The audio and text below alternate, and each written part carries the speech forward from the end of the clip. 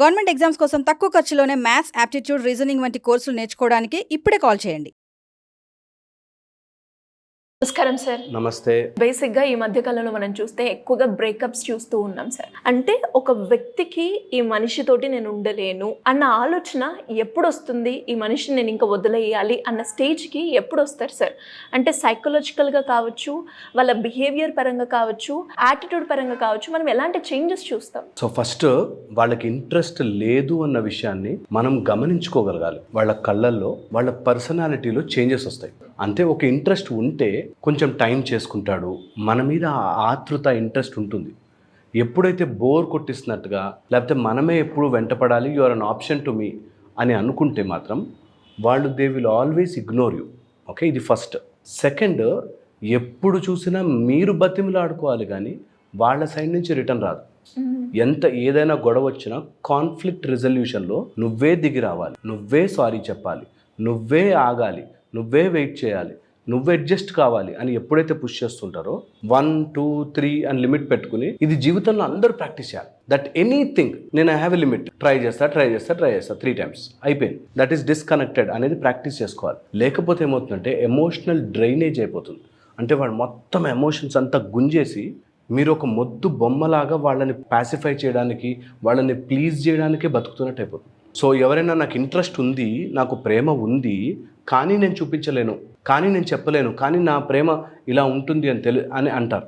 Okay, నార్మల్గా ప్రేమ చూపించే విధానాలు తెలిస్తే, ఒకటి ఆర్టికల్స్ రూపంలో, అంటే గిఫ్ట్లు ఇవ్వడము, లేకపోతే వాళ్ళకి నచ్చింది కొనాలి, అరే ఇది అంటే దానికి ఇష్టము, ఆమెకి ఇష్టం, వాడికి ఇష్టము అని కొనాలి అనేది ఆర్టికల్ రూపంలో. సెకండ్, నచ్చిన పని, అంటే నేను ఇలా ఉంటే ఆమెకి ఇష్టం, నేను ఇలా ఉంటే ఆయనకి ఇష్టం అని నీ కోసం రెడీ అవుతారు, నీ కోసం ఒకలాగా వాళ్ళు ప్రజెంట్ చేసుకుంటారు. ఓకే, అది సెకండ్ది.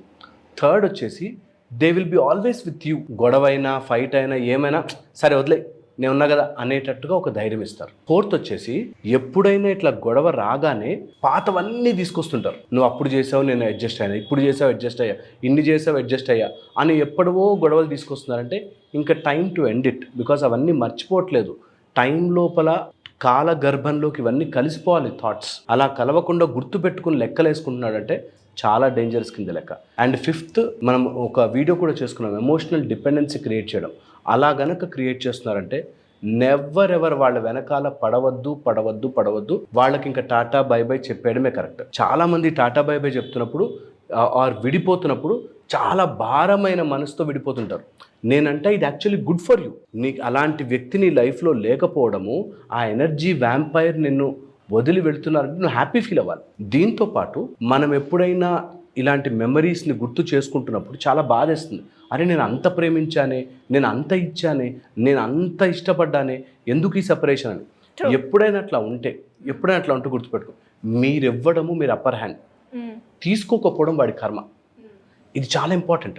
సో ఆ పాజిటివ్ మైండ్ సెట్ కూడా, అంటే ఒక పర్సన్ని మనది అని యాక్సెప్ట్ చేసినప్పుడు ఆ టైం కావచ్చు, అంటే పేరెంట్స్కి ఇచ్చే స్పేస్ ఏదైతే టైం ఉంటుందో ఆ టైం కూడా ఇక్కడే పెట్టడం కావచ్చు, అండ్ తనకు నచ్చిన పని చేయడం కావచ్చు, మీరు అన్నట్టుగానే ఇవన్నీ కూడా చూపిస్తూ ఉంటారు.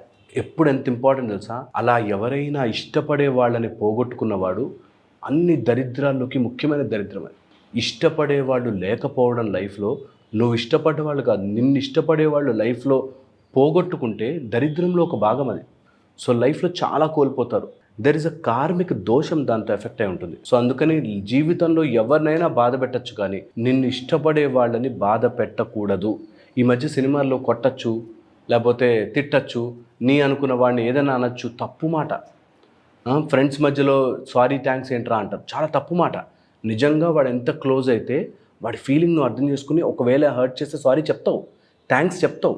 నీ అనుకునే వాళ్ళ దగ్గర క్లోజ్నెస్ ఉంటుంది. వాళ్ళకు కూడా సారీ థ్యాంక్స్ చెప్పకపోతే బయట వాడికి సారీ థ్యాంక్స్ చెప్పాలా? అవసరం లేదు. ఫ్రెండ్స్ అంటే దగ్గర అవుతున్న కొద్దీ ఒక టైప్ ఆఫ్ రెస్పాన్సిబిలిటీ పెరుగుతుంది. అరే నేను వాడిని హర్ట్ చేయకూడదు, ఇది నాకు ప్రెషియస్ అని తెలిసిన రోజున డెఫినెట్లీ వాళ్ళు మన కోసం టైం కుదుర్చుకుని వాళ్ళు మన కోసం జీవితాన్ని వెచ్చిస్తారు.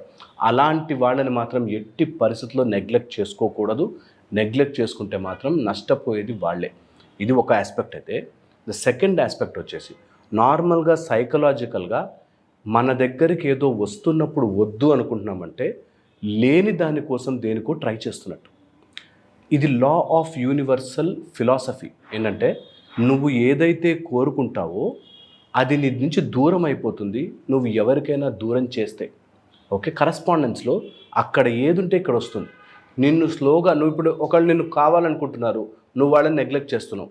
నువ్వు ఎవరినో కావాలనుకుంటావు, వాళ్ళు ఈవెన్చువల్లీ నిన్ను నెగ్లెక్ట్ చేస్తారు. అందుకోసం ఎప్పుడు కూడా ఈ కరస్పాండెన్స్ని గుర్తుపెట్టుకుని, ఒకవేళ నిజంగా ఇష్టం లేదనుకోండి ఆశలు పెంచొద్దు, చెప్పొద్దు, ఉండాలని అనొద్దు. వాళ్ళు క్లియర్గా చెప్పేసి సపరేట్ అయిపోవడం వేరే స్టోరీ. బట్ హోల్డ్లో పెట్టి చూద్దాంలే, నేను ఇంతే, నేను ఇట్లాగే ఎక్స్ప్రెస్ చేస్తాను, నాకు ఎక్స్ప్రెస్ చేయడం రాదు, ఇలాంటి మాటలు మాట్లాడుతుంటే చాలా dangerous. Be very careful with them. At the same time కొంతమందికి నిజంగా చెప్పడం రాదు కానీ చేయడం వస్తుంది, తెలిసిపోతుంది వాళ్ళు. అండ్ ఒకవేళ ఎవరైనా చేసుకోవాలనుకుంటే ఒక మంచి ద లైట్ డిటెక్టర్ అని ఒక మంచి బుక్ ఉంటుంది. ఓకే, అందులో కళ్ళ ద్వారా చదవచ్చు మనుషులు.